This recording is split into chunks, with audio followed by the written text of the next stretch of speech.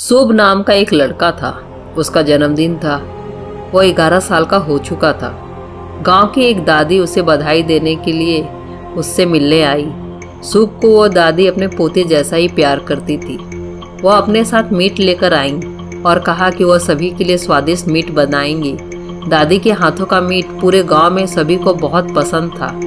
उनका बनाया हुआ मीट वाकई में बहुत स्वादिष्ट हुआ करता था। उन्होंने मीट के छोटे छोटे टुकड़े किए। शुभ की माँ वहीं दादी के साथ मीट का मसाला बना रही थी। शुभ के परिवार ने उसके जन्मदिन पर पूरी क्लास और रिश्तेदारों को बुलाया था, इसलिए उन्होंने पड़ोसी से एक बड़ा कढ़ाई मांगकर लाया था मीट बनाने के लिए। सारे लोग जन्मदिन मनाने के लिए आ गए थे। जैसे ही सारे लोग मीट खाने बैठे तो दादी ने बहुत खुश होकर कहा, तुम लोगों के खाने में मैंने एक उपहार छुपाया है। सभी उपहार के लालच में जल्दी जल्दी खाना शुरू कर दिए ताकि उपहार उन्हें मिल जाए। सभी ने मीट जल्दी जल्दी चबाना शुरू कर दिया।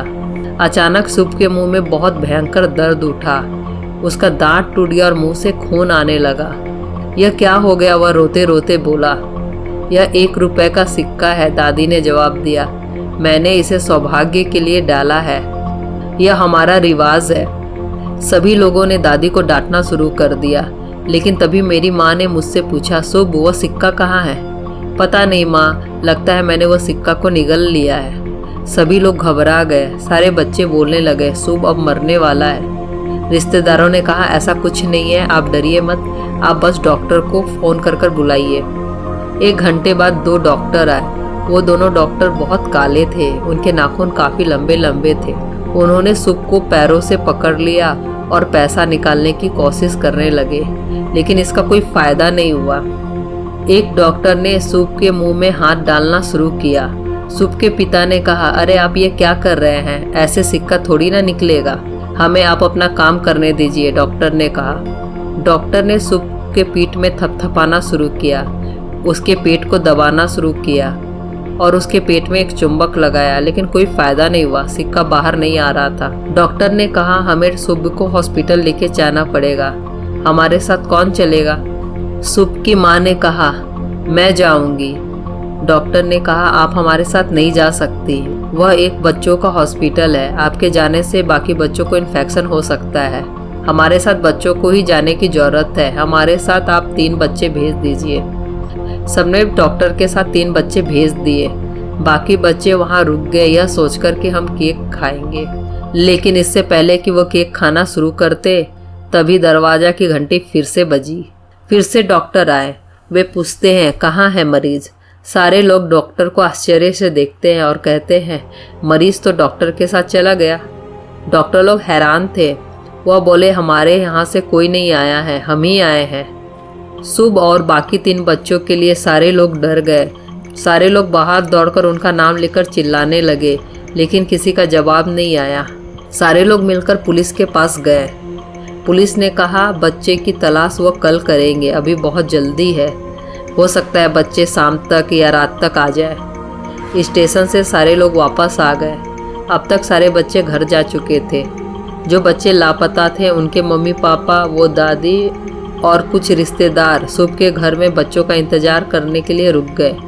बच्चों के माँ बाप बहुत रो रहे थे। वे लोग सोच रहे थे, अगर बच्चे सुबह तक नहीं लौटे तो हम सुबह फिर से पुलिस स्टेशन रिपोर्ट लिखवाने जाएंगे।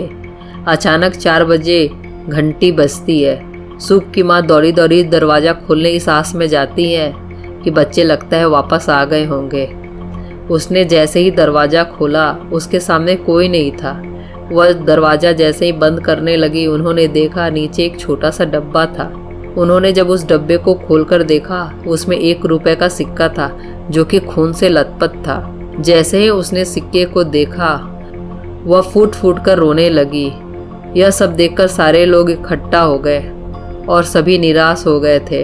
उनको लग रहा था कि शुभ नहीं रहा। बाकी सारे माता पिता डर गए थे। पता नहीं हमारे बच्चों के साथ क्या हुआ होगा, वो लोग जिंदा भी हैं या नहीं। उनकी मम्मियाँ भी रोने लगी थी। वहाँ पर दुख का माहौल छा गया था। कुछ ही घंटे बाद फिर से दरवाज़ा की घंटी बजती है। अब क्या आया होगा, यह सब सोचकर सारे लोग डरे हुए थे।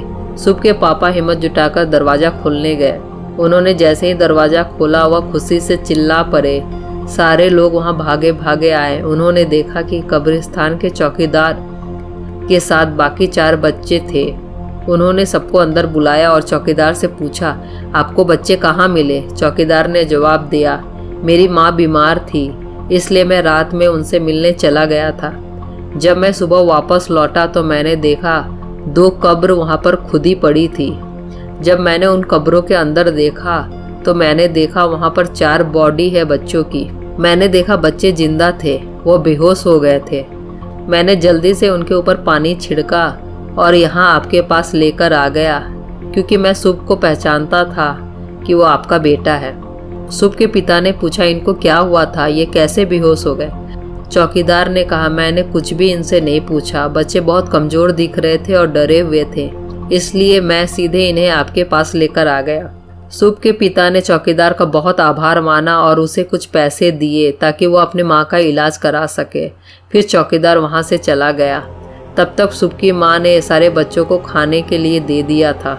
जब बच्चों ने खाना खा लिया तो उन बच्चों के माँ बाप ने एक साथ कई क्वेश्चन पूछने लगे कि तुम्हारे साथ क्या हुआ था, तुम लोग वहाँ पर कैसे पहुँचे, कौन वहाँ तुम लोगों को लेकर गया, वे लोग अभी कहाँ हैं, उन्होंने तुम्हारे साथ क्या किया। तभी एक बच्चे ने बोला, आप लोग शांत हो जाइए, मैं आपको सब कुछ डिटेल में बताता हूँ। उसने बोलना शुरू किया। जब हम लोग एम्बुलेंस में बैठे, एम्बुलेंस बहुत देर तक चलता रहा, फिर एक जगह पर अचानक से रुक गया। उन्होंने हमसे बोला, नीचे उतरो। हम लोग नीचे उतर गए। जब हम ड्राइवर के सीट पर देखे तो ड्राइवर के सीट पर कोई नहीं था।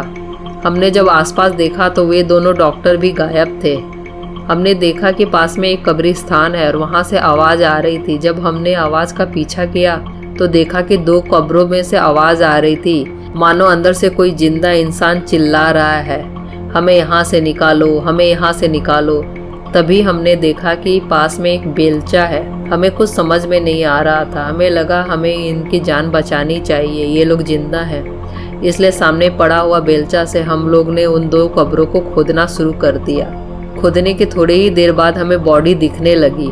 बॉडी बिल्कुल उन्हीं डॉक्टरों जैसी थी जो हमें यहाँ लेकर आए।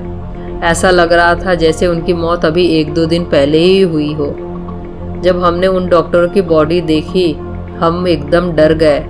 तभी शुभ ने जोर से कहा, मैं तो डर के मारे उल्टी कर दिया। शायद उसी उल्टी में मेरा सिक्का भी निकल गया होगा। उसके बाद क्या हुआ हमें अच्छे से याद नहीं। शायद हम लोग बेहोश हो गए थे। हमें सिर्फ इतना याद है, जब हम होश में आए चौकीदार अंकल हमारे पास थे। वह चिंतित लग रहे थे। वह हमें सीधा यहाँ आप लोगों के पास लेकर आए। बच्चों के बेहोश होने के बाद क्या हुआ ये तो किसी को नहीं पता। जहाँ तक मुझे लगता है कि शायद उन्होंने ही बच्चे को कब्र के अंदर ढकेल दिया था और बच्चों के द्वारा उन्होंने अपने आप को आज़ाद करवा लिया था। दोस्तों, आपको यह हॉरर स्टोरी कैसे लगी नीचे कमेंट में ज़रूर बताइएगा। और अगर आप ऐसे ही हॉरर स्टोरीज़ की सीरीज़ हमारे चैनल पर देखना चाहते हैं तो इस चैनल को सब्सक्राइब जरूर करिएगा। मिलते हैं एक और नई डरावनी कहानी के साथ।